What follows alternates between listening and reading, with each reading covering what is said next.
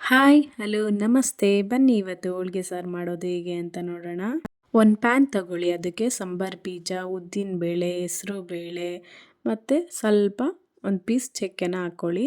ಅದನ್ನು ಕ್ಲೀನಾಗಿ ರೋಸ್ಟ್ ಮಾಡಿ. ನೆಕ್ಸ್ಟು ಒಂದು ಪ್ಯಾನ್ ತಗೊಳ್ಳಿ, ಅದಕ್ಕೆ ಬೆಳ್ಳುಳ್ಳಿ, ಈರುಳ್ಳಿ,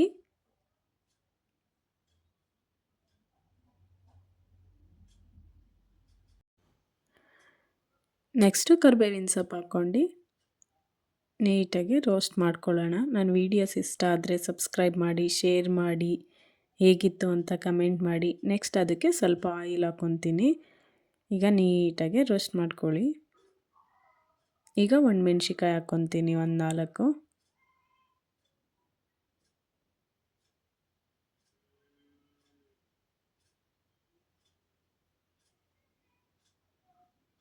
ತುಂಬ ಟೇಸ್ಟಿಯಾಗಿರುತ್ತೆ, ಒಂದು ಸಲ ಟ್ರೈ ಮಾಡಿ. ಈಗ ಕಡಲೆನ ಹಾಕ್ಕೊತಿದ್ದೀನಿ, ಜೀರಿಗೆ,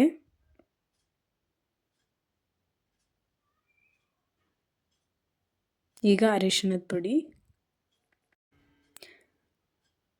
ನೆಕ್ಸ್ಟು ಕಾಯಿ ತುರಿ ಹಾಕ್ಕೊತೀನಿ. ಈಗ ಸಾಂಬಾರ್ ಪೌಡರ್ ಹಾಕ್ಕೊತೀನಿ. ನೀಟಾಗಿ ಮಿಕ್ಸ್ ಮಾಡ್ಕೊಳ್ಳಿ.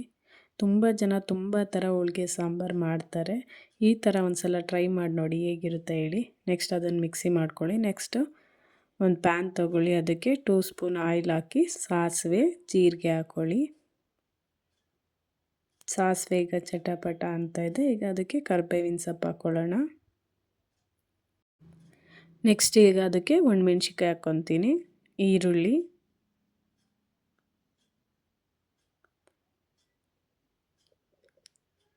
ಇದನ್ನು ನೀಟಾಗಿ ಫ್ರೈ ಮಾಡ್ಕೋಬೇಕು.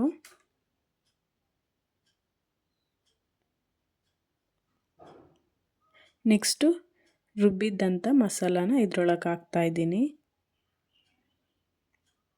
ಒಬ್ಬಿಟ್ಟಿಂದು ಬೇಳೆ ಬೇಯಿಸಿರ್ತೀವಲ್ಲ, ಅದ್ರ ರಸ ಇರುತ್ತಲ್ಲ, ಅದನ್ನು ಈಗ ಈ ಸಾಂಬಾರೊಳಗೆ ಹಾಕ್ಕೊತಾ ಇದ್ದೀನಿ. ಈಗ ಹುಣಸೆ ಹಣ್ಣಿನ ರಸ ಹಾಕ್ಕೊಳ್ಳಿ ಸ್ವಲ್ಪ. ಈಗ ರುಚಿಗೆ ತಕ್ಕಷ್ಟು ಉಪ್ಪು, ಟೇಸ್ಟ್ ನೋಡಿ ಹಾಕ್ಕೊಳ್ಳಿ, ಹುಣಸೆ ರಸ ಆಗಲಿ ಉಪ್ಪಾಗಲಿ.